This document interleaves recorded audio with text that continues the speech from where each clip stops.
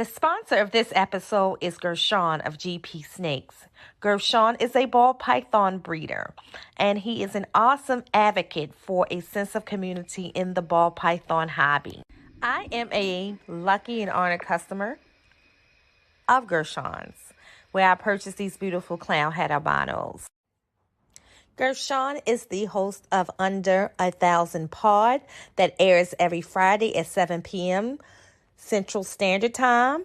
Next up, that airs every second Thursday at 6 p.m. Central Standard Time. And he also does Grow Out that airs 6 p.m. Central Standard Time the last Thursday of every month. He's very busy. You can find him on all platforms, including YouTube, Facebook, Instagram, and TikTok. Thank you, Gershon, for all that you do for the community. Follow Gershon, and definitely, if you're looking for some awesome animals, look him up on Morph Market as well. Good morning, everyone. First of all, thank you for everybody who actually knows that this show starts at 8 o'clock a.m. because it was somehow scheduled for 1 o'clock p.m. That was my fault. I'm sitting here trying to log into the show, and I'm like, why can't I get in? Had 1 o'clock. So thank you guys for knowing better. I just want to say that today's going to be a really, really fun day. For those of you who've seen the topic, just want to have a conversation and just kind of talk about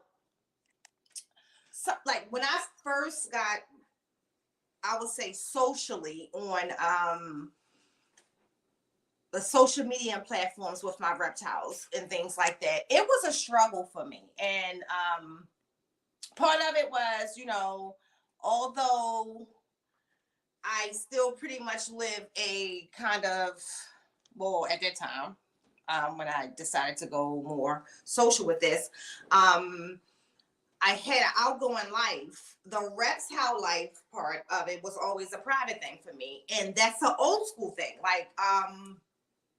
When I think of this, it's going to apply to not just reptiles, but your personal life. A couple years ago, everybody can hear me okay, right? Just want to make sure before I keep going.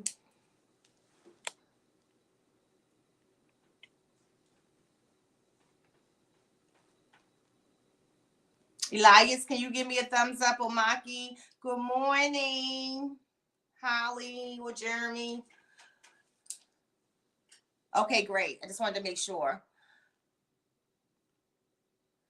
Good morning, everyone in the chat. Good morning, Bosa. Good morning, Keys. Good morning, Ken.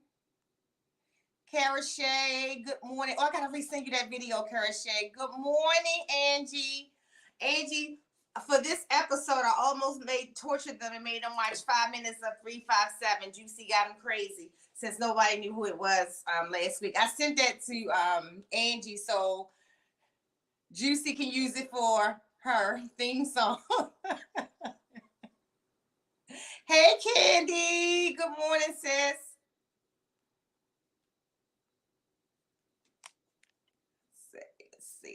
Let's see. Good morning, Maki. Lindsay, good morning. Ray Blade, good morning, Ray. Make sure you guys check out Trap Talk tonight. Ray is going to be the guest on Trap Talk tonight, and I assure you that we're going to get blessed with some good sound conversation tonight. So I'm looking forward to it, Ray. I think the timing of you going on Trap Talk is perfect. Let's see who else.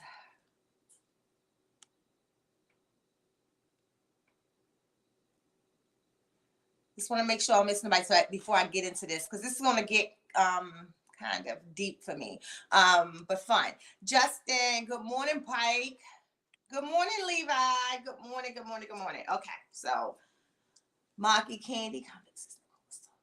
I was talking facts, girl.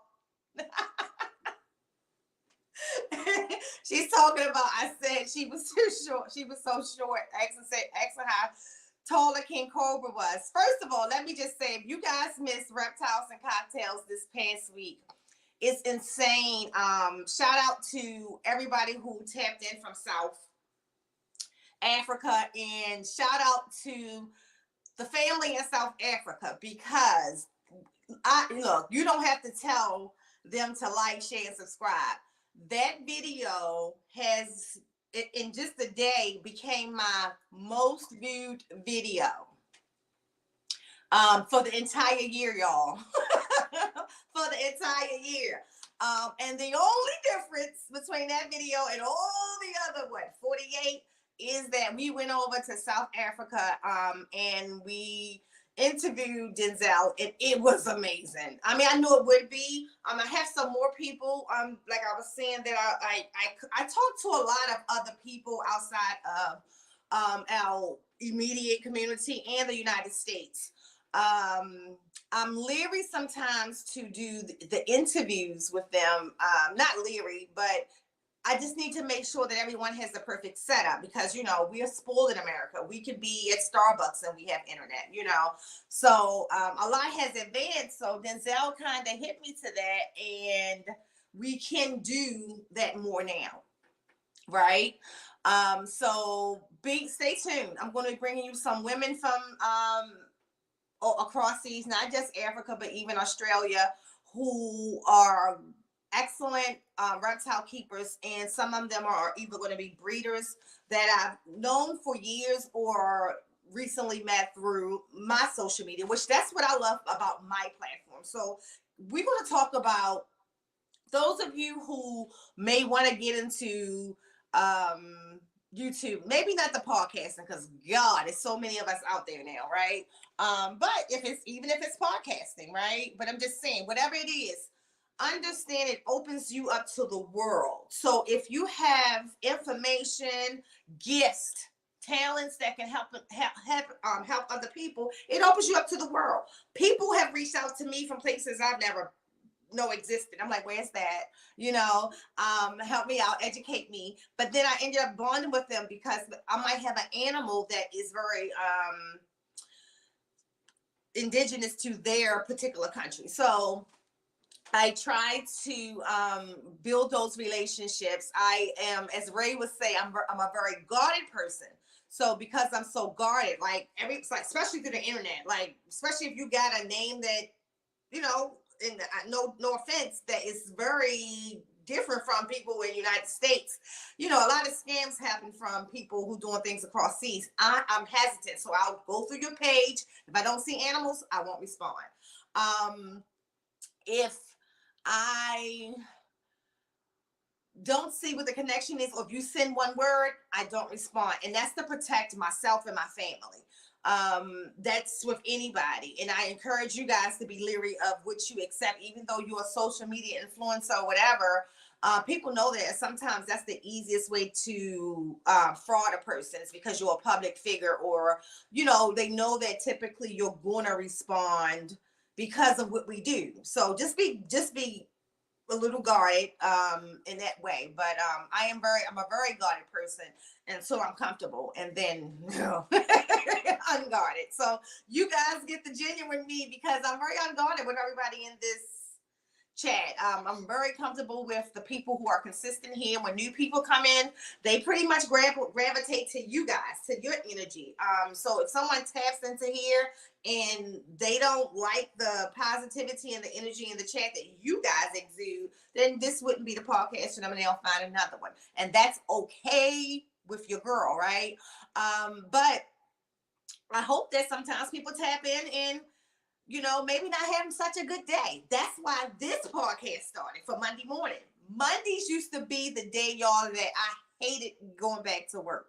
Monday was that morning, and I cannot say that I did not have a job that was busy or fulfilling or things, but after years and years and years of it, Mondays became everybody else's Mondays. I was grateful for the job that I had, but Mondays was the day that all shit was going to break loose, or I would get all the mess from over the weekend.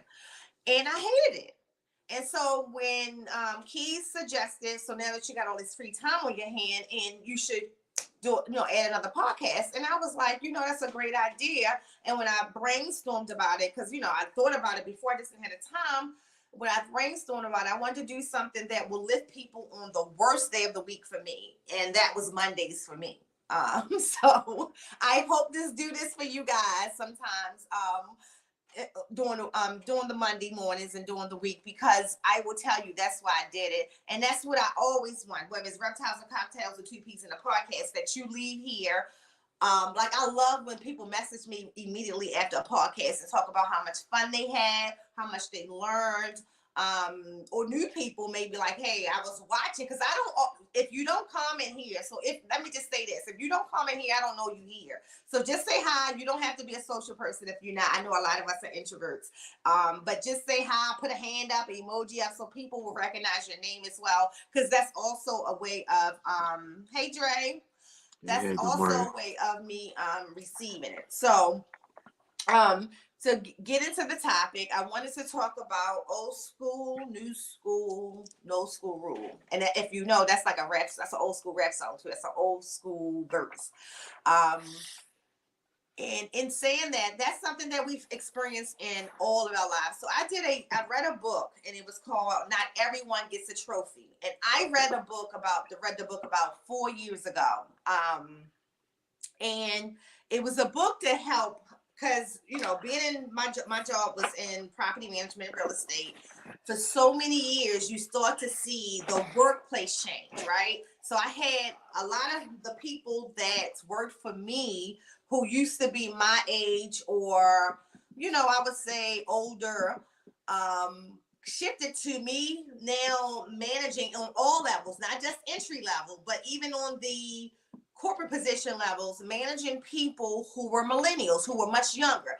In fact, the company I worked for, the owner of the company who founded it and built the company up to the national company it was, ended up giving the power of the company to his sons, who were amazing millennials. I love them. Shout out to Jonathan and Jason Morgan every day, all day. I don't care where I'm at in life.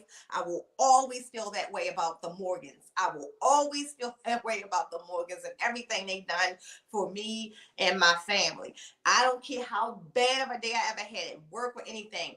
If you ever had the opportunity to work for the Morgan Properties, which is Jason and Jonathan Morgan, right? Specifically, I would say that working under that type of leadership, it was a shift. So bringing the millennials to the company actually started to make the workplace easier to manage, because they had an innovative way of thinking, and so did all these daggone people that we were hiring, who felt like, I just want to come to work, do 2 hours of work, and go home and get paid for 8 hours. That's the real thing. So what we had to do was, what I tried to do with my managers, because I had older managers who felt like, no, you get paid to come to work on time.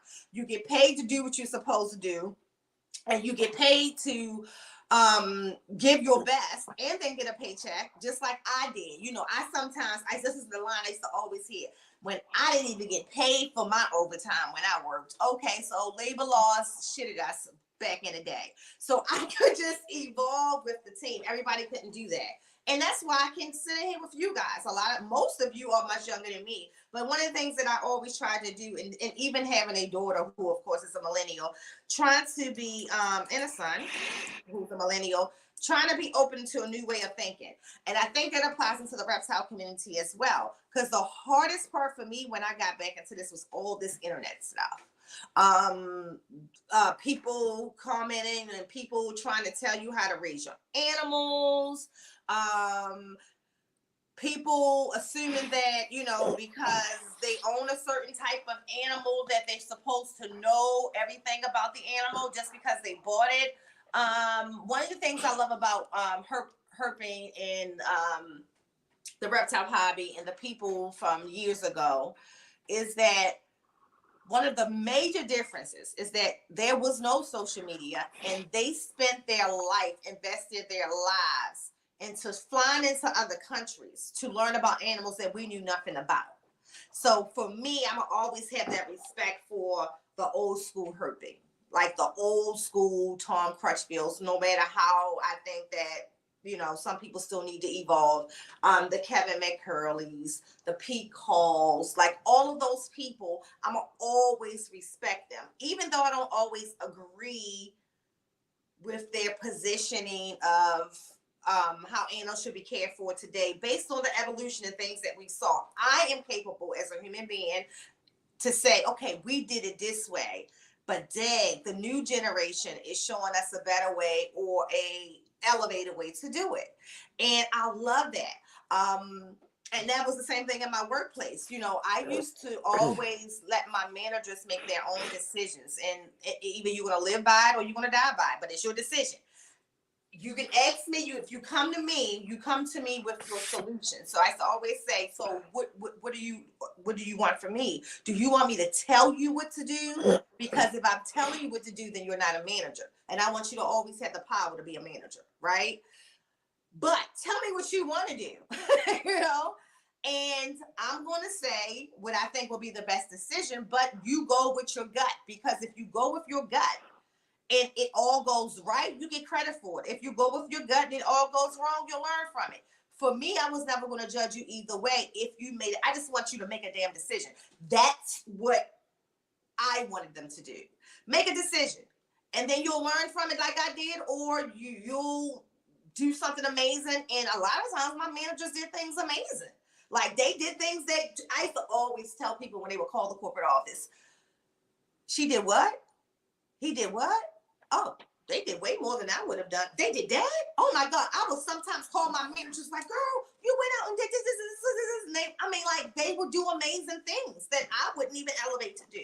So I say all of this to say, it's the same thing we're going to experience in this reptile hobby. An innovation happened in the hobby where it left people like me who didn't want to do social media behind. But look at me now today. And I bring this up, and I said I was going to pick with Dre today, but I'm going to pick with you in a good way first. That man right there holds me down. Like, and Dre mentioned this before, we don't talk every day. Like, we don't have to be, hey, Dre, every moment. He there, and I'm there. If he message, I respond. If I message, he responds. He holds it down for me, and Dre is like a 20-year difference, right? Major respect. You would be able to tell that, I'm the elder in a conversation, because I don't ever flex that. I might flex my cockiness, but that's going to be the 18-year-old Nicole with a 40. Just like this Negro is going to flex his. So we disagree a lot, y'all. We disagree a lot, but it's never it's crazy. Like sometimes it's back and forth, but then it just stops. And then the next day we keep going, because the man is smart, and he, as a millennial in the hobby, has learned things that is not the old way, and that it helps me to be a better keeper today, because with his ideas and his evolution, it helps me to be better than I was 30 years ago. Like somebody said, I also 32 years ago used to keep red lights. And then I learned, throughout the years from millennials to stop giving them red lights, So we have to find a way to coexist, right? So Dre, being the guru he is, has helped me in my platform. If it wasn't for people like Dre, Keys, Gershon, I gotta give Gershon credit for that. Antoine, like all of those people really helped me. Keisha, when I say Keys, I'm talking about Keisha. Keisha helped me to evolve on this social media platform. My husband has helped me do things with this that I wouldn't have never thought of, and Slim continuously gives me ideas and things that I haven't even put in place yet to evolve in what we're doing. So I think that sometimes we struggle as the older person in the community because of what I just talked about.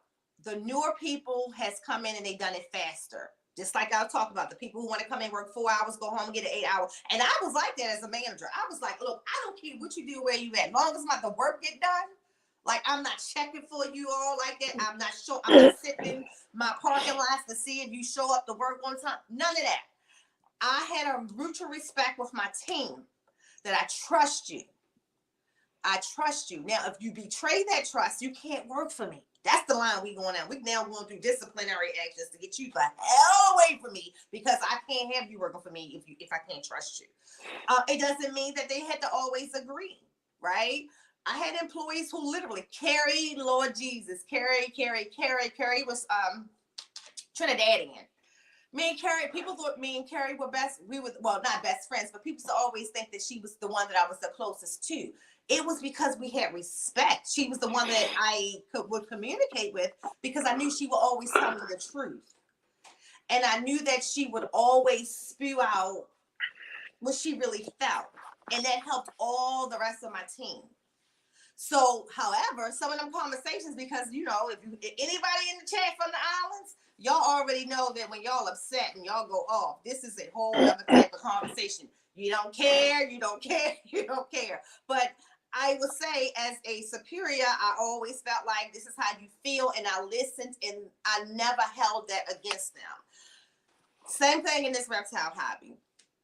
We have to learn that things have changed. I sometimes, and I know Dre, I know you see it. Sometimes, we'll see things that say, you shouldn't keep this way. You shouldn't keep that way. And it makes it so matter of fact, just because the person started in the reptile hobby in 1980s, and, so they feel like, I know more than you do. I'm going to tell y'all right here. I learned so much from the newer generation on all levels. Although I feel like I'm a master keeper of most of my animals, I feel like there's always something to learn. And if we can understand that, and if we can evolve with each other, it makes the workplace or the hobby so much more fun. It makes it so much more exciting to be in. And it helps people to elevate together, right? Because at the end of the day, we need each other. And this is something I like to say to my employees. It's like I said, when the owner of my old company gave the power of the company over to his sons, that's when the company started going national.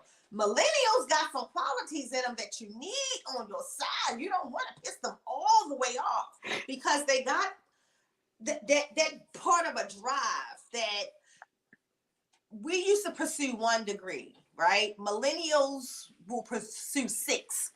Like they just got a different drive that applies to the future in their lives. The way they look at life in a way that I don't want to work hard to play hard. I want to balance. I want to make enough money that I can travel the world if I want to for 2 weeks. I don't want you to have the control of my life to tell me when I can and cannot take vacation. I understand that I need to communicate that I'm going to take a vacation, but I'm taking a vacation. Remember, back in the day, for the older people, we used to actually wait for approval of a vacation. No, millennials ain't doing that shit. They booked the trip. Here's my days off. And as a person who was in the workplace for so many years, I had to adapt to that way of thinking. Like, okay, shit, you want to take next week, maybe you need it for mental health. It's not the whole 30 days. But if we wasn't going to lose any productivity because, of a staffing, why not?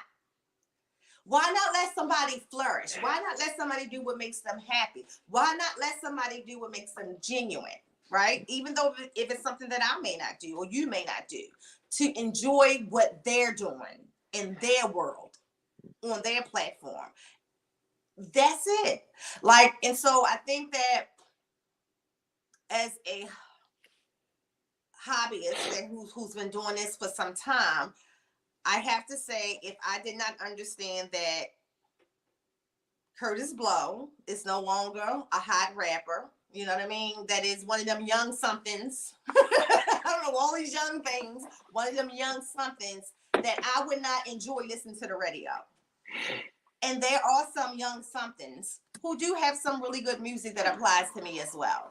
And that's how I coexist in this world. So I know Drake experiences like, different things, but Drake, the whole point of this for me was to just kind of bring those two together. Like the fact that it's a struggle for the people who done the hobby a long time ago to even want to step in this new generation. Like I am dying for the day that somebody get Tracy Barker on a podcast. That was something that I actually messaged Sean probably about a month or so ago. I sent a message to Sean and said, because if there is someone who can do it, it would have been him. Mm-hmm. But Tracy does, she watches, I'm sure what goes on to some extent. And, some people, they have mastered this. They made a lot of money. They only want to step into this new generation of social media because it can sometimes get out of control. And our jobs is for me, it's going to always be the adult in the room to try to control it and try to bring your joy and try to bring your happiness. Because the cool thing is, I will say, having this is cool. Like, I wish we had this in the 80s. Right? If we had this in the 80s, I would have probably been able to know that Ozzy was right up the street. I would have never known that. I learned that when I started spending more time on Morph Market, and I saw Gaithersburg at the bottom of his page, and I'm like, I did not know he was here all that time. So many people here in Maryland, right? So social media has brought some good things to us. I think that social media has educated people. And again, this group, the millennials, are learning more because they got all of the social media. We learned a lot on trial and error, and thank God that a lot of our animals didn't die. So I'm going to stop there. Dre, I know I was going, but I had to hold it down until you came. But yeah, I had to log on to give do your some early feedback. work You can stuff. give any of your feedback as I go through the comments because I'm way behind. Yeah, I agree with everything you said. I will say, from my experience, I've definitely met a lot of those older keepers where it's like it's my way or the highway type. Um, I think it's just like a superiority thing. They're inferior of the internet, so they refuse to change, which everybody has their own ways. I appreciate being a millennial, and I'm glad I was born, in the generation that I was born in, because I feel like we're the best of both worlds. We were the last generation to grow up with and without the internet. And me personally, with the way my childhood was set up, I learned a lot from it. And then I was raised, by the older generation. So it's like I'm a millennial, yet I have a lot of old school ways about myself. I still listen to Heat Wave and Function and the old school music, and because your parents played at the cookouts. Exactly. But also we had a very family oriented family. So I also try to keep those same morals and values, when I'm doing the reptile thing. And I don't care who it is. I don't care how old you are. If you come to me and you have a question, I'm gonna help. I'm not gonna say I try not to. I'm only egotistical when I talk to Nicole, and that's because she be bringing it out of me. But Whatever. I'm really very humble, and I've Okay. seen some comments where That's not the people word. really just feel like that they are superior in this industry, and I think that bothers me more than anything. Is because when you get to that point where you feel like there's nothing else that you can be taught, that is when you're a problem. There's always something to learn. I don't care how long you've been doing things, how long you've been doing something. Things can and always will change, especially when dealing with live animals.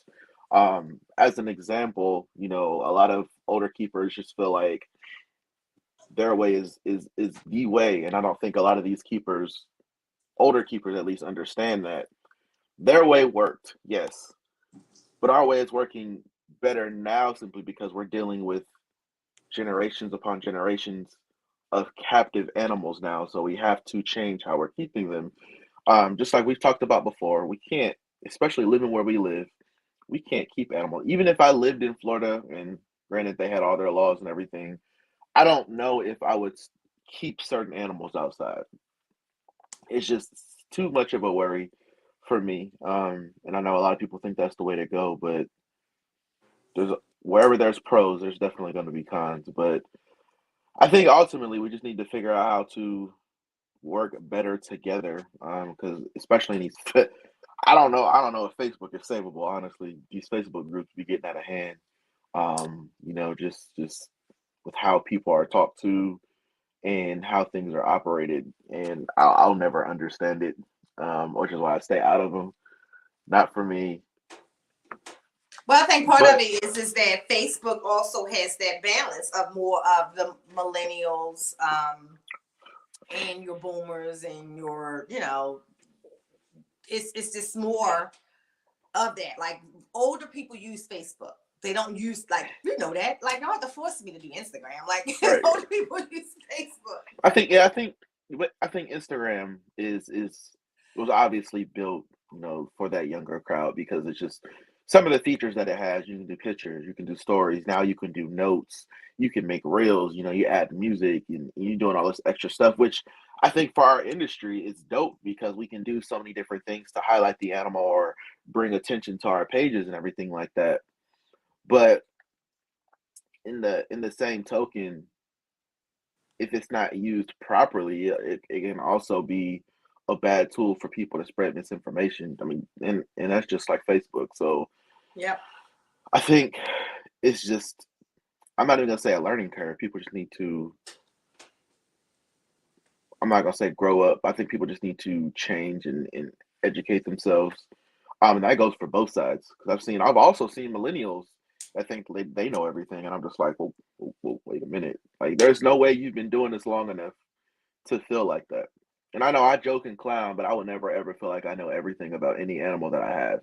I feel confident in my keeping ability to keep them, yes, but feeling like I know every single thing about that particular animal, no, that's not gonna happen because I'm Yeah, not. and then also I think let's think about what I would just tell y'all, and I've talked about this before when I first got into retics, how many people told me I was going to have so many bad experiences with them. And then once I got through one milestone, it was like, oh, but wait for this. That wasn't the younger generation. That was the older generation.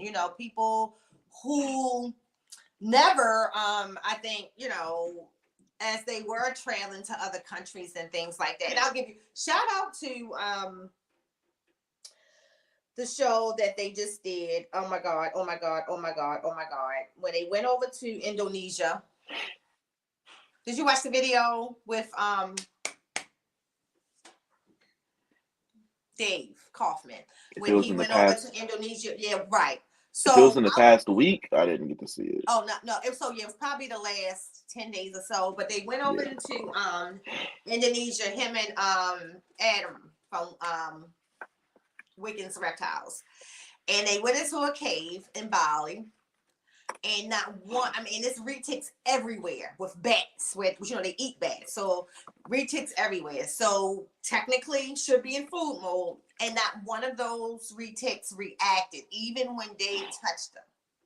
And so for a long time, you got the old, even now, you got old school keepers who swear, everybody has to be this master herpist to keep retics. No, you have to be a master herpetologist or a master herper to keep venomous. Like, you know what I'm saying? But for me, my retics, and I say this, are the easiest to keep in this house. Other than the ball pythons, as far as when I'm talking as far as maintenance, like the retics are because of the intelligence, they're easy to get along with. So, but anyway, the point is that so many people told me I was going to have all these horrible experiences. The reason why I didn't get one 15 years ago, but I will say, 15 years ago, they might have been right. Most of the retics then were first generation. They were just coming out of the wild, and traveling from Indonesia and traveling from Thailand on a plane or whatever, and we may have interpreted what was just them being defensive to the change in everything, air pressure and everything, as being defensive, and we never attempted to work with them in a way to make them what they are today. New school will work with anything. This fool over here gets animals that I'm always like, what the f- is that? I But you, remember when he first showed me the beaded lizard. When I say, what is it, a Gila monster? Like, I didn't know what it was. I said a Gila monster. but see, I wanna piggyback on that real quick and kind of point out something. And this kind of is something that resonates with me because I have three older siblings. I'm the youngest.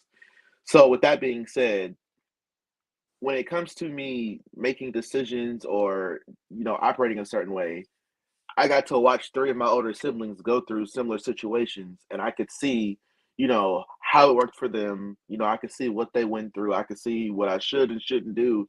So it was like trial and error. So, in the same token, millennials, we got to sit back when we were younger and watch people like Jeff Corwin, Steve Irwin, and ultimately people who have been in this reptile industry for a while deal with these animals, and we saw the errors that they made. We saw the things that worked for them. So we were able to soak all of that up. And I feel like, which is why now a lot of us, not all of us, because there's still some people that be messing up, but a lot of us are so successful is because we were able to see a lot of this firsthand at an early age. And it was something that we had easy access to.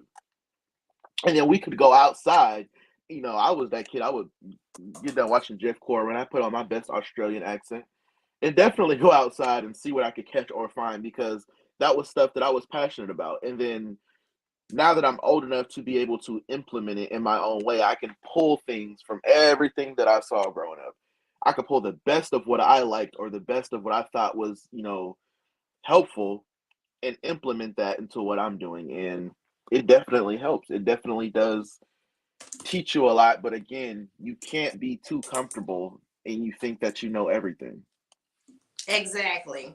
I wanted to point out what Maki said. Maki, you always hear me say that my husband is way more mature than I am, and that's I truly believe because he was raised by his grandparents who were pastors, and like his patience, like his spirituality, all of that is way better than mine. So before we go on, bear with me. I want to take another second to just honor our sponsor, who is GP Snakes. GP. We The sponsor appreciate. of this episode is Gershon of GP Snakes. Gershon is a ball python breeder, and he is an awesome advocate for a sense of community in the ball python hobby. I am a lucky and honored customer of Gershon's, where I purchased these beautiful clown head albinos. Gershon is the host of Under a Thousand Pod that airs every Friday at 7 p.m. Central Standard Time. Next up, that airs every second Thursday at 6 p.m. Central Standard Time. And he also does Grow Out that airs 6 p.m. Central Standard Time the last Thursday of every month. He's very busy. You can find him on all platforms, including YouTube, Facebook, Instagram, and TikTok. Thank you, Gershon, for all that you do for the community. Follow Gershon, and definitely, if you're looking for some awesome animals, look him up on Morph Market as well. All right. Thank you again, GP, for being a supporter of Two Peas in a Podcast. We appreciate you, bro. Definitely appreciate you.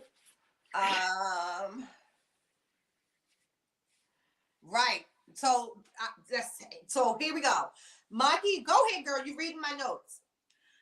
It's late. It was going to come later, but I'm going to talk about this too. And again, it applies to what we experiencing in the reptile community today. So, most people in my age bracket knows how to take the high road, right?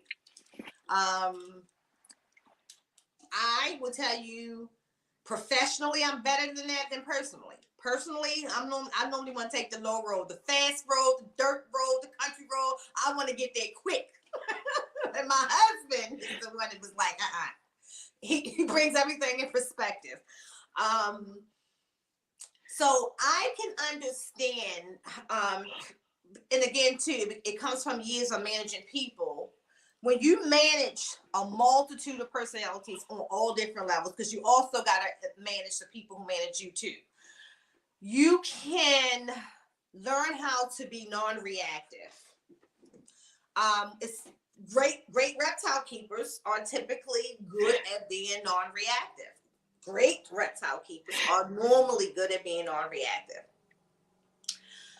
However, the millennials have grew up on a different, and me and Dre talked about this before, on a different social set. Your TV was different. Y'all didn't have the Cosbys where everybody went and got the friends from school they was beefing with, brought them to the living room to talk to the parents. You know, y'all didn't have that. Y'all had Love and Hip Hop and different stuff. The way of resolving things is different.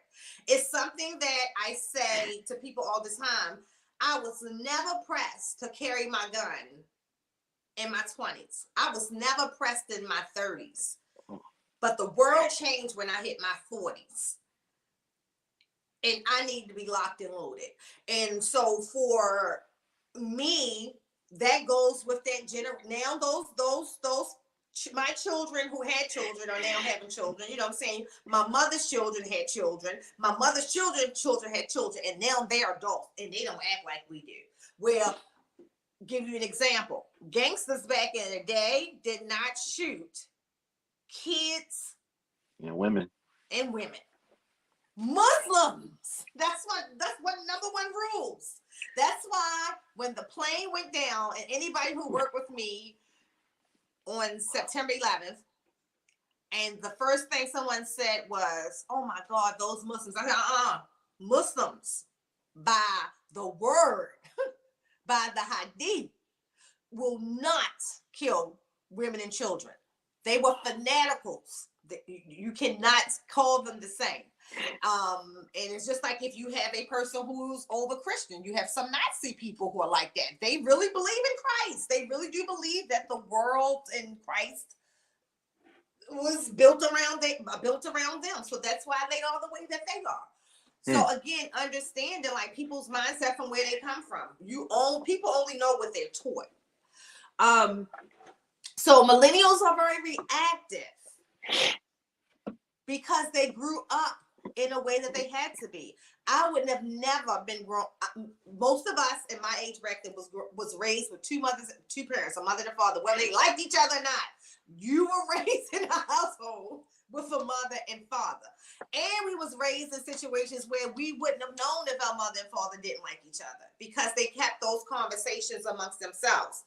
Now, I got a 6-year-old grandchild to come over here and tell me everything that's going on. I'm like, why do you even know this stuff? Like, who's having these conversations where you can give me details as a 6-year-old about what went down? Kids had to like become adults too fast, and it's getting worse and worse. It's when I watch TikTok and people got their little 10-year-old on there, doing dances that only adults should be doing. It's worse, but that's what that's in my eyes. My grandchild but never be her ass on TikTok shaking like that. If she want to dance around the house because she can dance, that's fine. We're not going to display that in the public, Scholar. My grandchild is not going to be out there for pedophiles to be sitting there watching a little 6-year-old on TikTok because there's no guidance or blocking these kids on there. But I will also say that on the flip side of it, being a reactive generation, it also keeps them from being procrastinators. So typically they are very they go-getters. Even if it's going to fail, I'm gonna try it. Where we were more like, nope, work this job for 10 years, paying me good, paying the bills, I'm gonna stay here for another 10. 20 years later, nope, work this job for 20 years. The millennial will actually say, oh, this may be another opportunity. Like they will leave the $28 hour job for the $29 hour job because it's only $1. Where we would sit there and calculate that's really no difference in pay. Right? I always should tell my employees, unless I give you a raise that's $5,000 or more, it really is no difference in your pay. And if I give you that $5,000 and it's going to put you in a different tax bracket, it's still not a difference in pay. So I would like to think things out like that with them as well. Don't run because someone says, I'm gonna give you an extra dollar. Look at your other benefit package. Here you get a 50% free apartment. You know, are you gonna get that over there? You gotta calculate that in your total compensation, because they can give you a dollar more, but if you gotta pay 70%, 80%, or 100% of your rent, you're actually taking a loss. So I used to always have those conversations with millennials. Are more impulsive. We get analytical about our finances. And even now, but that's some good to that. I think that a lot of us who are in the positions that we are able to retire young and stuff like that, being that way was good.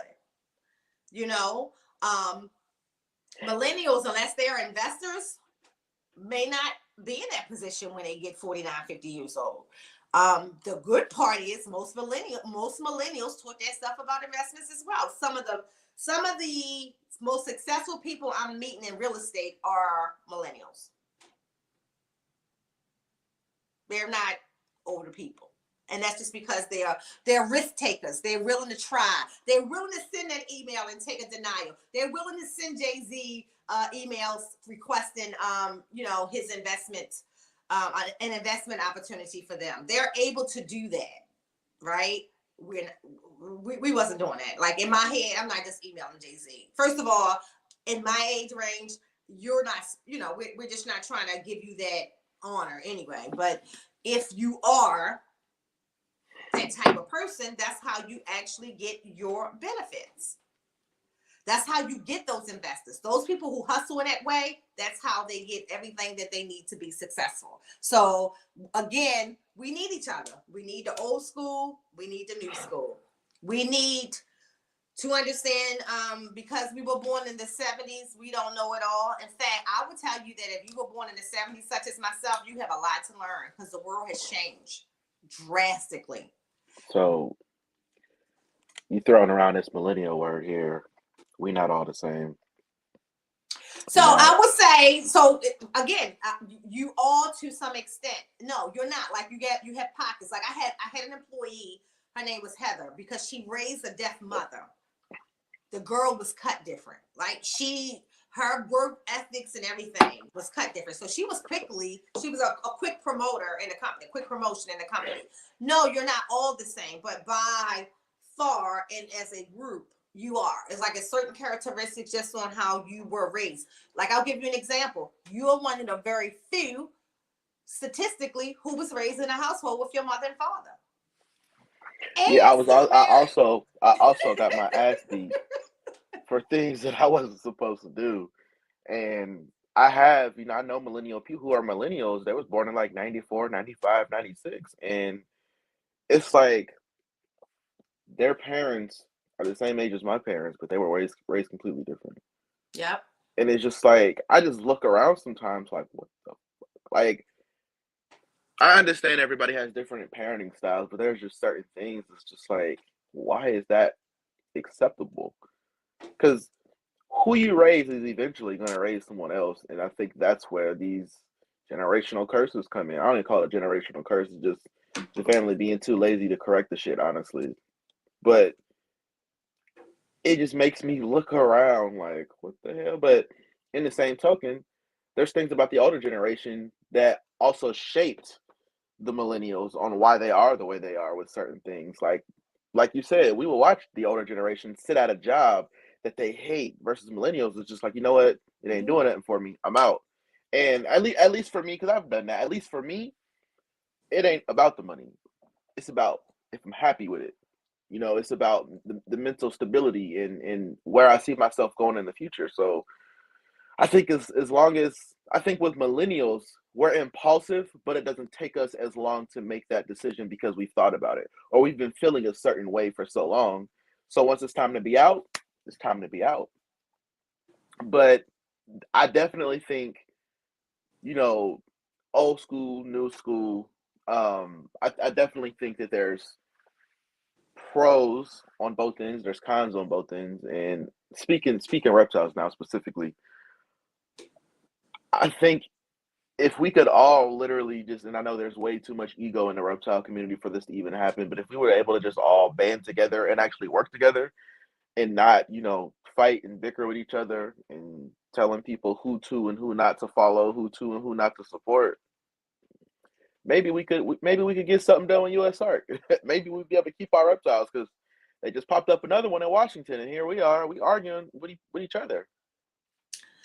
Facts. Or just, you know, sometimes understanding that, like, because there are people that listen.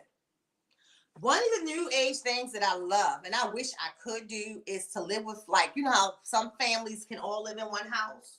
Mm-hmm. I wish I could live with my mother. I can't.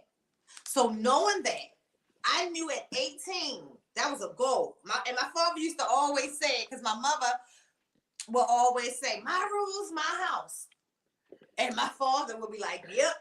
And then he would say something like, well, you be 18 in 6 months. What's your plan? You know, so that was, I left at 18, never went back. Because our rules are our house, right? And that's how it should be. Like, that's my house, my rules. That's how it should be. But it wasn't because, like, I could live with if my father was still alive, I could live, me, my husband, my kid, everybody could live with my father. But me and my mother are too, and we know this, we too much alike. We can't sit in the same room for 3 to 4 hours because everybody waiting for, okay, who's going to walk out first? Because that's how we go. From a distance, oh, we good. But don't put us in the same house.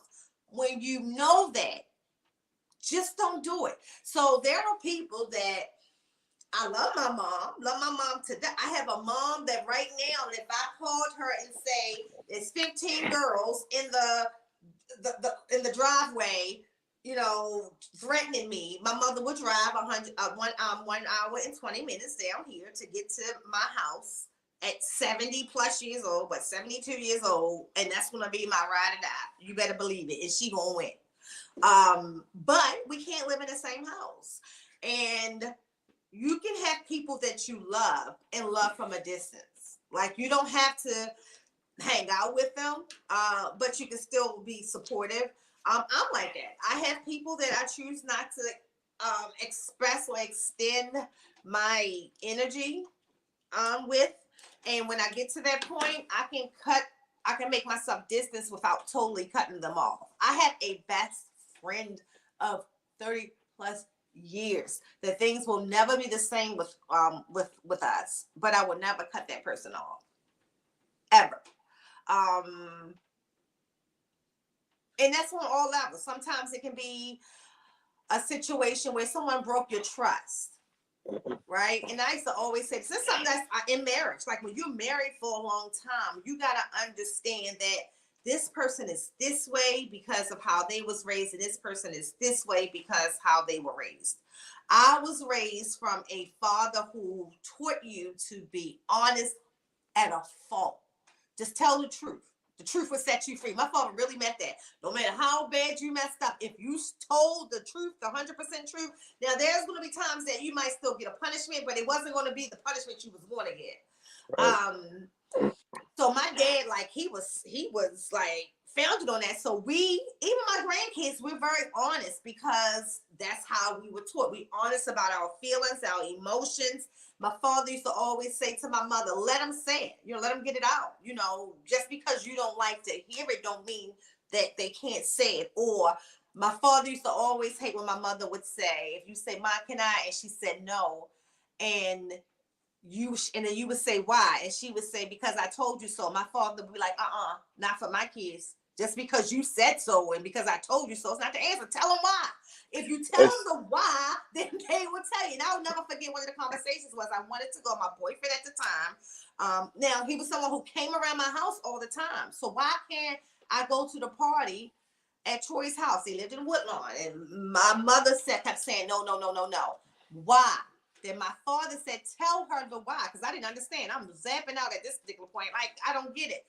And at that time, I learned something about his dad that only my parents would have known, that my mother did not want me around. And at that particular time, my dad said, but do you trust her to know that if this type of stuff happened, to leave? I mean, I was driving my father's car.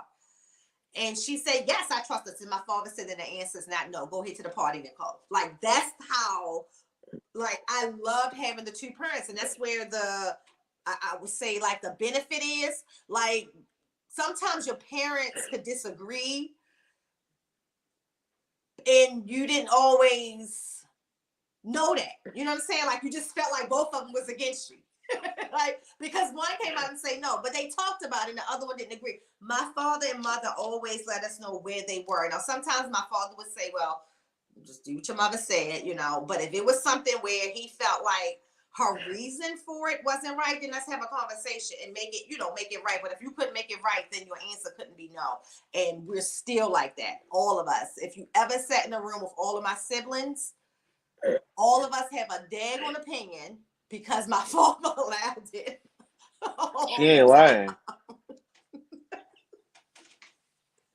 But it you know, but being that way, I wouldn't change it because it holds me strong in different rooms. It held me strong in boardrooms. It holds me strong in a group full of men. Like I don't lack confidence in any environment. I'm okay with having conversations with all type of people, whether it's the person at the grocery store or the person, the CEO at Walmart. You know, like I'm okay with all of those environments because my father always encouraged you to have those open conversations. Conflict resolution. Like, I think that's important in any workplace, any environment, any relationship. You and your best friend. You know, think about your friends who were the closest to you for the longest. You and your best friend had disagreements, but y'all had conflict resolution skills. You didn't just cut your best friend off because y'all had a disagreement. Y'all talked about it. Even if you couldn't talk about it right away, you talked about it at some point. Facts. And that's in I think that one of the beauties of the new school is that they're way more verbal or expressive of their internal feelings, which is necessary. The downfall of it is, I think, that you see a bit more mental illness today because what I had in those conversations I can have with my parents, a lot of people don't have that today. And so they have to find somebody on the outside and then they're portrayed, or because they're betrayed and they don't trust on the outside, they hold all of that in. And that's the biggest depressant. And so it's all life is about structure.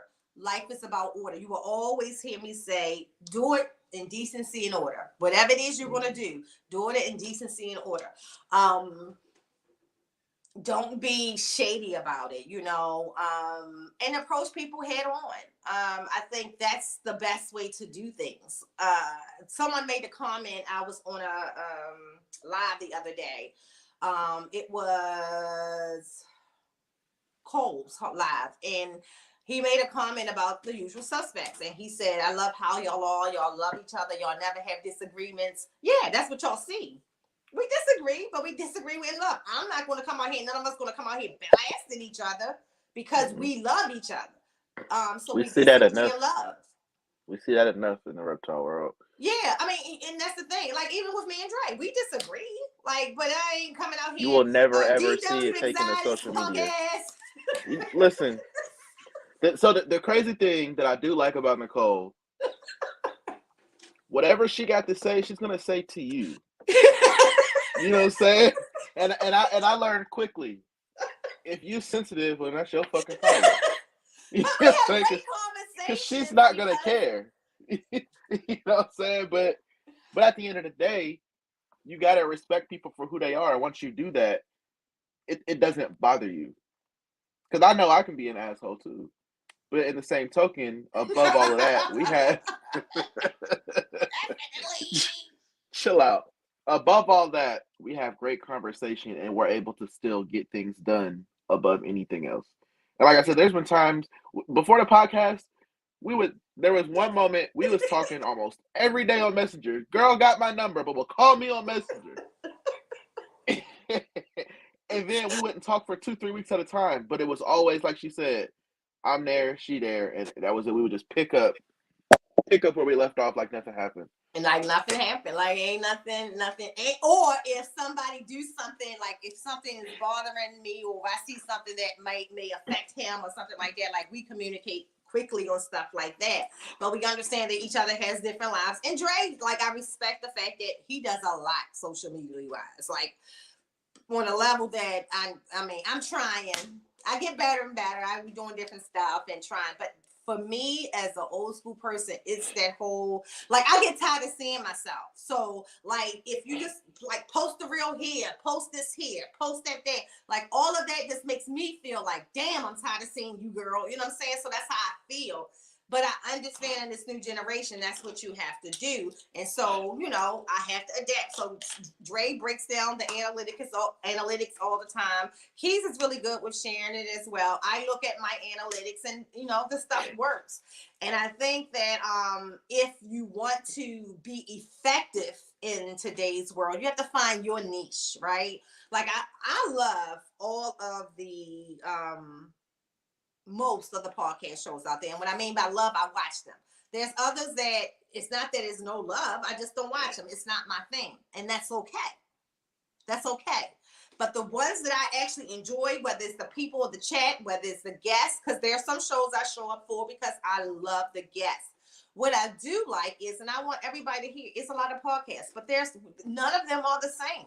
Like, the holdback rate. First of all, I don't know why these ladies only have 400 and something subs, because that is one of the best podcasts from a content standpoint out there. Yes, you know, there is some adult language that's used a lot from some women, but it's still, to me, the fact that it's two women sitting there and they are so analytical, Jana and Jennifer. And everybody know who Jana King. She was just one of the people who went out for the 15 minutes of lane. But y'all, that's a good podcast. But it doesn't have the subscribers that others have, right? And I'm telling you why. It's a laid back. It's laid back. It's not going to be a whole bunch of loudness, drama, and stuff like that. It's not going to be a bunch of reptiles, anything. It's analytics. But if you are a person who's looking to really grow from a business standpoint, dead on a great podcast to watch. So to say that there's so many, there is, but they're all different. You're going to get something different from all. Watch what you want to watch, enjoy what you want to watch. I would say that support all podcasts, whether you like it or not. So there's some that I might just go in for 5 minutes just to support so they get the view. I don't have to like the part. This is another person who's in a reptile community who does podcasting. I'm going to go and I'm just going to hit it to give them a view and sit there for 5 minutes. Now, there's others who I might go and sit and get in the chat. You know, there's some that I respect a lot. And there are some that who literally, they're bringing on what I call the pioneers. And I'm into all of that. Like, I want to sit there and listen to this whole conversation. Because that's where I'm intrigued. That's what kind of, you know, gets my little heart bubbly. So, but for somebody else that's analytical, a Ray might can watch the whole back to back, because that's how his mind works, you know. That's a dope ass podcast. Support them. And I'm saying that to y'all. We should be supporting those people who are sitting there doing spreadsheets. Listen, y'all, me and Dre ain't doing no spreadsheets for the podcast. We barely even get our notes together. We just kind of flow with this, y'all. We know each other so well.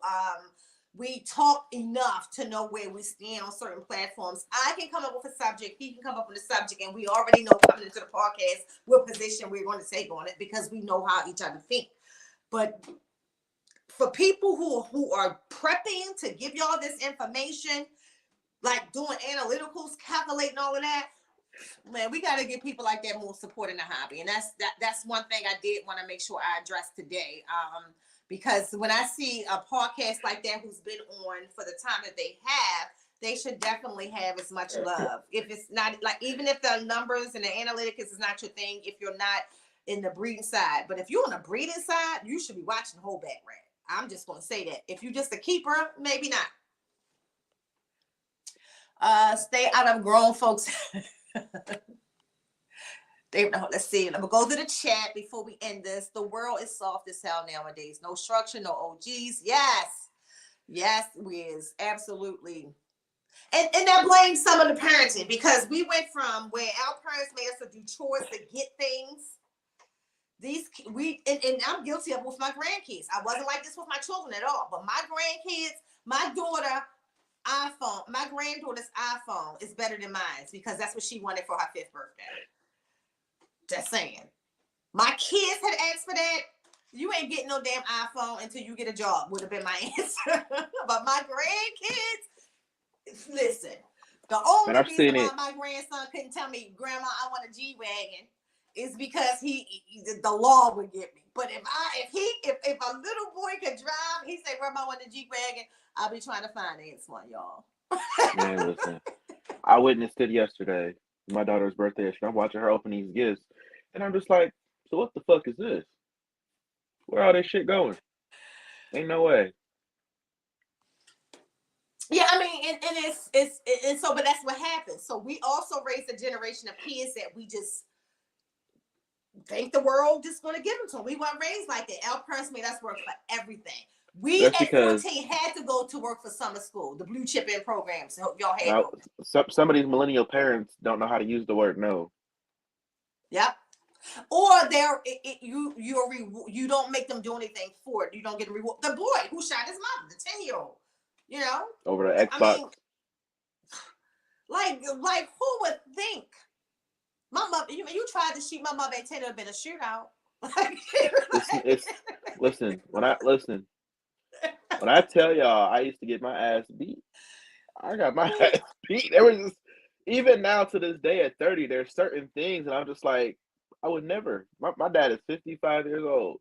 There are still things that I would never think to say or do, because I'm just like, okay, 55, cool, but he ain't decrepit. He ain't old. You know what I'm saying? Like, he drives trucks. He be waiting. Like, no, I'm good. It's that respect thing. It's like it's not fear, but it's a simple fact that this man raised me. Him and my mom raised me. So what do I look like? Just trying to be, disrespectful. At the same time, I got my ass beat, but there wasn't much that I asked for that I didn't get. Now, it may not have been yes right away, you know what I'm saying? But what are your grades looking like? Because, we looked at our last report card, so, and even then, they'd be like, get your grades up, and then we'll talk about it. It was never, get your grades up and you'll get it. No, it was, we'll talk about it. Because then they want to know, okay, did you get your grade up just because you think you're going to get it, or are you going to keep your grade up? So we need to get to the bottom line of what's really going on here versus you just trying to pull one over, and it wasn't going for that.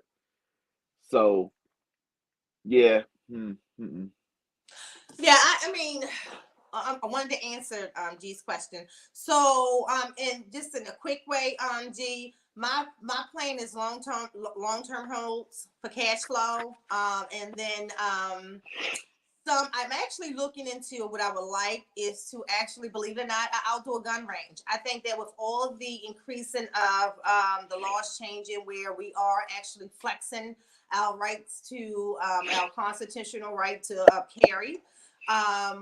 The gun ranges are packed these days. I think what's more important with guns is, instead of people focusing on going to the range shooting at a target, is people understanding how tactical, especially with people with conceal and carry, tactical use of a gun. And I think, like, when I'm at the range, I see a lot of, you can shoot, but can you shoot if you're running?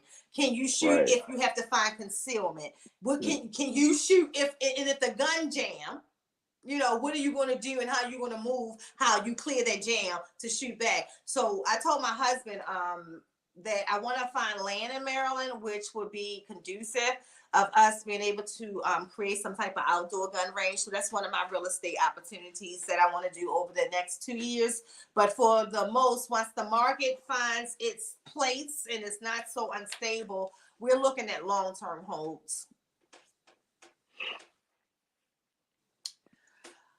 Elias, I didn't know my parents hated right, Elias, I didn't know my parents hated each other until I was in high school. You'd be surprised.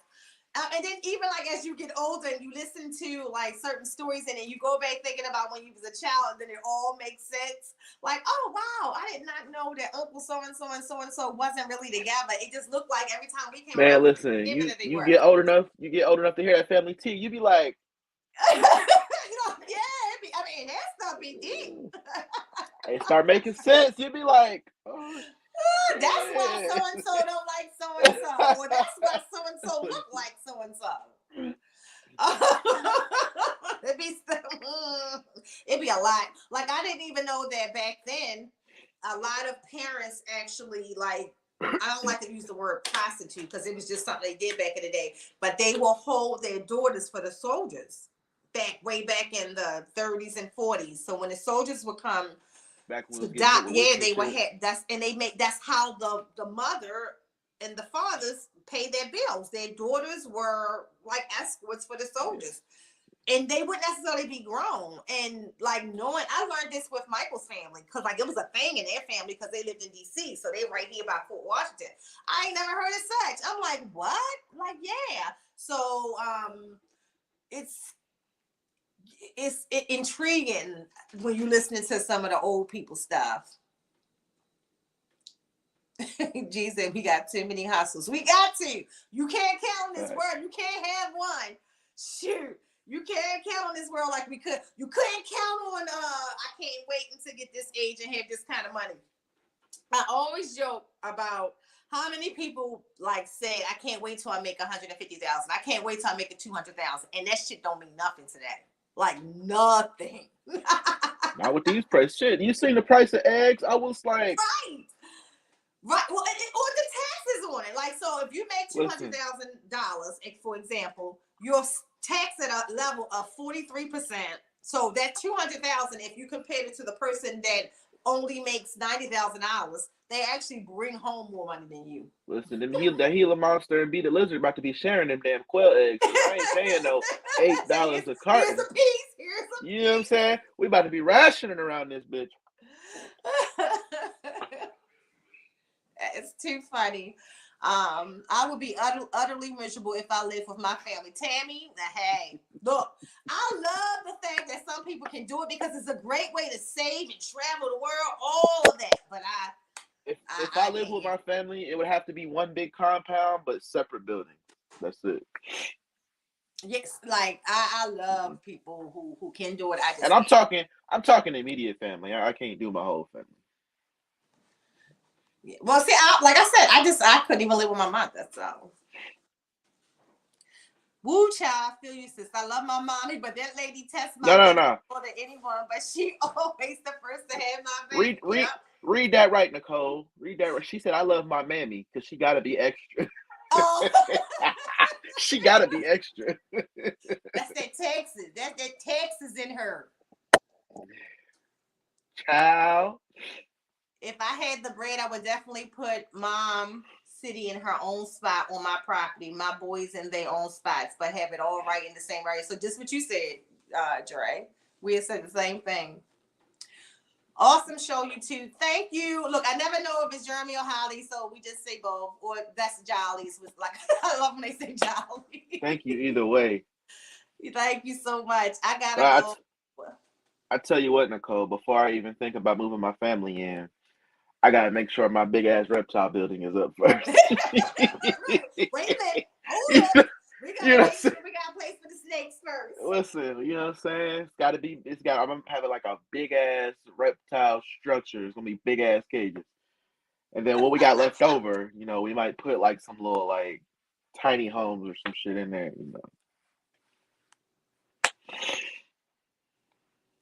Yeah, see, no. See, I can distance myself, but people who you have to do some grimy stuff for me to cut you off after 40 years. Still my brother till this day. Call it toxic today, but we could mix it up and go back to doing whatever. Yeah.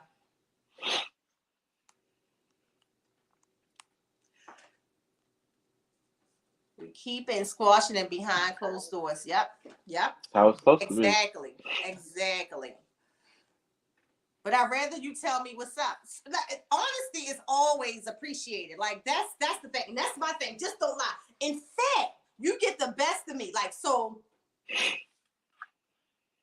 I mentioned being guarded, and I am, but and that's the word that Ray used. But I'm gonna use Ray for example. Like certain people, once I figure you out and once I see how authentic you are, I'm more open to you, right? And you're my go-to person because I know you, so you are too damn honest. So I'm going to you. My best friend Jamal, I'm going to him. If I need to really check myself, Jamal, am I right? Because he ain't going to hold nothing back. That's honesty is a great thing. In fact, for me, I don't care how bad it is. If you're honest, I trust you more.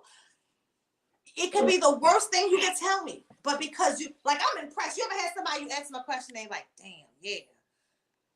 And they say, yeah, and that's all you got for them. Because they say, yeah, like, you ready to go in because you know they're going to lie about it, but they say, yeah, that's what happened, blah, blah, blah.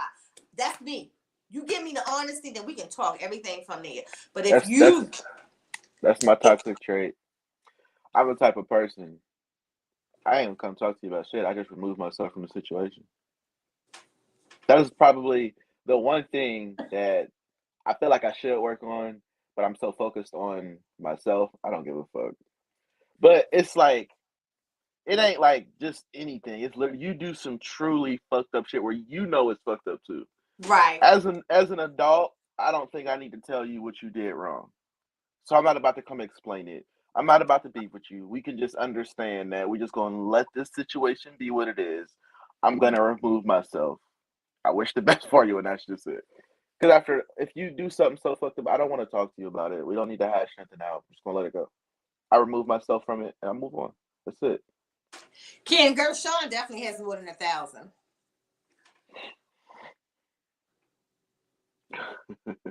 Nikki T, that's so Ray calls me, that's the name that YT gave me. That's my DJ name. Hey, shout out to Ray. You're gonna be on a trap podcast tonight. Trap Talk. Yes, yep.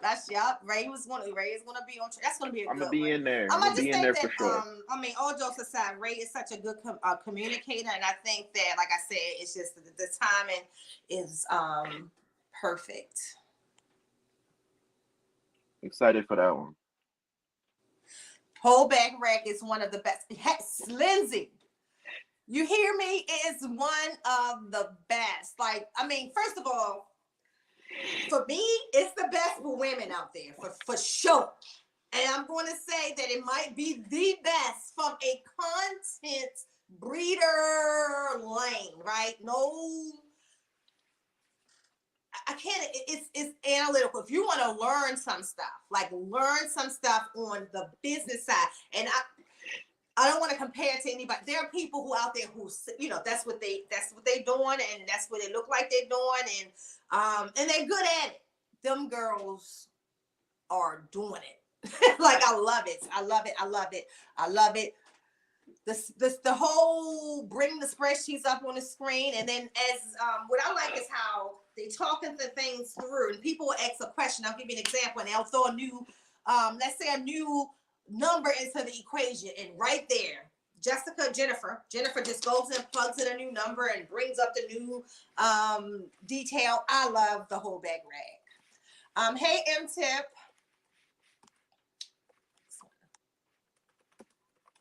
Yeah, so Wiz said they be trying to be friends instead of parents. I love the Michelle Obama. I can't remember what show she was on recently. It was 2 subjects that they asked her about.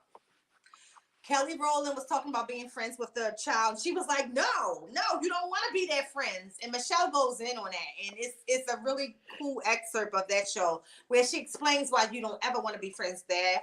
And she also explains how her and Barack and I relationship goals, how people on the outside of marriage looks in and say, goals. And she talks about we weren't goals, She was like, it took years for us to get to where we are. And she talked about the truth of, especially when you start to have kids, not liking each other, or being with somebody so long that some days you don't like each other, and learning that you still love that person. You just got to get past that, whatever is happening in life at that particular time that's making you not like it. And that's a real thing in marriage. And I love when when she speaks, because she keeps it so real, how everybody think that they always had the perfect household. How, yes, they're good in a way that, they ain't go out here and do no crazy stuff, but there were times where they wasn't sure that they were going to be where they are today. So the work that goes in the background of that, I love how they honest about that. All grandmothers were gangsters, then turned into a straight square when they get old. Yes. My mama used to beat my ass and get mad if I raised my voice to my kids. Yes. Facts. That's exactly what I'm dealing with right now. Listen. Man. And I don't know how it happens. You just wake up like that. You just wake up like that. Like, I'm like, it's like something about them grandkids. Like, even the funny thing, how my children could not lay in my bed, y'all. Like, I was never a mother who, you don't sleep here. You got your own room. I worked hard so you can have it. Get in your bed. Get in your own bed when it was time to go to sleep. My grandkids can lay all over us. Mm-mm. Totally different. I didn't have grandparents that would come rescue me, so I had to do whatever the fuck I had to do. Like, my parents say, do this, but what? No. Get it done. Like, that was just it. You know what I'm saying? Like, it wasn't hey, don't yell at them. Hey, don't do that. So I'm looking around like, what the fuck is this? Like, and my mom would tell me my job is to spoil her, not raise her. Especially my grandson. You do that on your time. Her daddy said no, so she ain't getting the ice cream because we about to go to sleep. No. So I'm not going to say I don't ever say no, but it got to be something that's going to hurt them or something. You know what I'm saying? Like, if it's possible, like, it's bad because my husband is as bad. Especially if that little grandson, the middle grandson call. That's it. That's my husband is soft for the middle one. He is soft for the middle one. Like, totally. So that little boy can get anything he wants. And he knows it. So the other kids go through him to get stuff. Like, they all say, Jade, go ask this. Jade, go ask that. I'm telling you, being a grandparent is the greatest thing. And then your tolerance for your children. Like, how I never understood why my mother was so involved in trying to make decisions with my kids, right?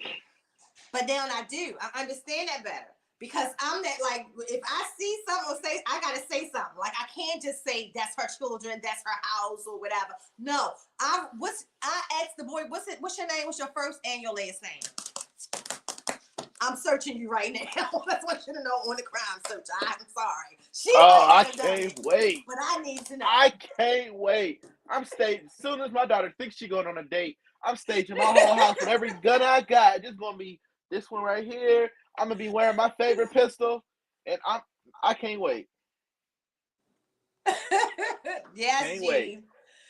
Yeah, so it's a difference. I mean, but the world today is different. So many things. Like, I mean, even down to sexuality. When I went to high school, people who would get, even if I knew that my friend was gay or my cousin was gay, whatever, no one else knew. Like, I remember when my cousin first came out, we all knew as children. Like, the kids knew, but our parents were so shocked. We were like, y'all couldn't see it. And all he did was put on eyeliner today. He always been gay. It's okay. And that's what's crazy about, each generation, because even my daughter just turned 3 yesterday. We're at the trampoline park, and there was I don't know what they were, but it was a masculine person, man, dressed as a woman, and my daughter like stands up and was like, "Daddy, what is that?" And I'm just like, and I don't expose her to, I don't keep her from it, but it's not something that she's around. She watch cartoons, so I'm just like. So I was like, I am so sorry. They were cool. It was like, no, it's okay. But it's just like the kids is gonna keep you honest. And when they say nobody tells the truth unless a drunk person or kid, I believe the kids is gonna win that battle. Because listen, that's why I got back in the gym. I'm taking a shower. I go to the room, and she gonna bust in the room. I'm like, yo, I'm trying to put my shirt on. She was like, your belly big. I'm like, I am. I know I'm working on it, okay? You know what I'm saying? So I'm trying but at the same token of her being 3, I want her to always feel like it's okay for her to express herself. I will never get mad at her for expressing herself as long as you do it respectfully. At her age now, she's finding that voice, so I can't be mad at her. Honestly, half the time I laugh Because I'll be like, who the fuck you talking to? You know what I'm saying? Like, Let me tell you, I can't help Alex, it. it's so funny you brought that out. We took the kids to Great Wolf recently. And the middle grandchild, Jaden, who's the sweetest kid, y'all. Like my granddaughter's more like me. She's a bull, but Jaden is so sweet. So it was you can see that it was someone who was a girl, but they were a boy coming into the girl bathroom. But she was, she identified as a girl. Let's say that. And Jaden tells her, "You can't come in here. You a boy." And I was trying to explain right there. I'm like, no, she, because you can't. She could come in here. That's her choice. So I'm like, no, boy and girls can use whatever bathrooms they want. The best way I can tell a 4-year-old. I can't get too deep because he ain't gonna understand none of it. And this kid goes to argue with me about why they can't. Like, I literally was like, just come on and get the hell out of this bathroom. Like, just wanted to drag them. So I do think there's a piece of education that has to happen. And I know parents don't want to talk about it, but that piece somehow has to come into like a health class or something like that. I'm not talking about going to sexuality. That's not what I'm saying. But I will tell you that as the time goes on, more and more that's going to happen. Let me tell you my fear, Dre. Let's say Jaden wasn't 4 and he was 14. That could be a bad situation if someone doesn't educate that people can use whatever bathroom. You know what I'm saying? Yep. So I think that they definitely need to educate on that piece more. I'm about to start selling Juicy G's feet pics. I can't. Man. Look, what you need to do is brand them glasses. Some Celtic Bowl Juicy G's.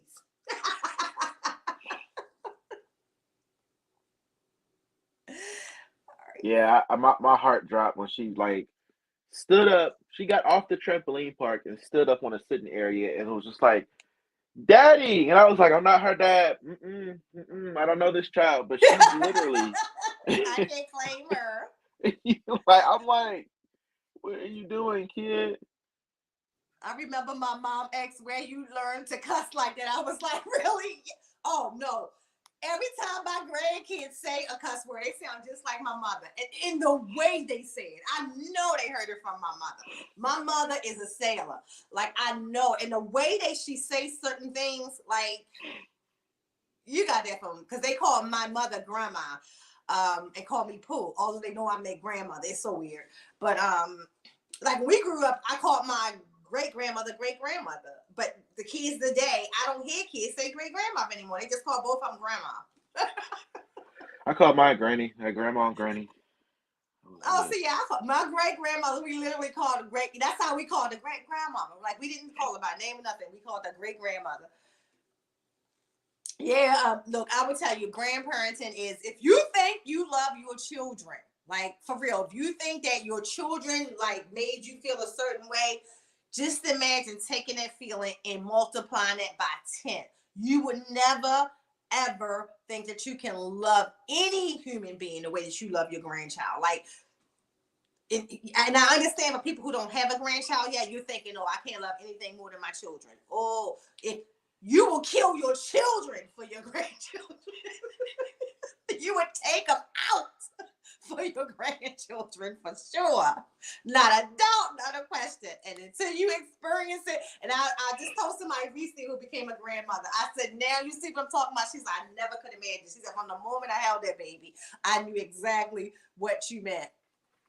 Great grandmother was Big Mama. My grandmother was Granny. Yep. That's my great grandmother. But we called her great grandmother. That's so funny. But I love Big Mama. Great grandmother. Yeah, so that's just crazy. Like, you don't hear great grandmother almost at all. I call my great grandmother Gigi. Oh. All right, guys. So I got through that. I just thank you guys. We are hour and 30. Dang, we be trying. Thank you all for joining another great episode of Two Pieces in the Podcast. Again, shout out to our sponsor, Gershon of GP Snakes. Check them out on Instagram, YouTube, Facebook, GP Snakes, and I'm missing Instagram, YouTube, Facebook. Gershon is on another platform. There you go. Check out GP Snakes. Check out his snakes on Wolf Market. Rock on Reptiles and Keys Are Brutally Honest. One kid X was like kid because I'm so short. Man, oh, don't get me started on that. We go to the bounce house yesterday to check in. Lady gonna ask me where the parent was so we could bounce. I said, bitch, I am the parent. Don't fucking play with me. Disrespectful. Pissed me off. Well, I'm telling you. Too funny. All right, guys, we're gonna let you go. Everybody have an amazing Monday. Don't forget to check out Ray and MJ tonight on Trap Talk Podcast. Don't forget to be positive. Don't forget to support somebody today. In fact, everybody in the chat today on Instagram, support somebody or share somebody's content that you've never shared before. With that being said, peace. Awesome, Lindsay. Share.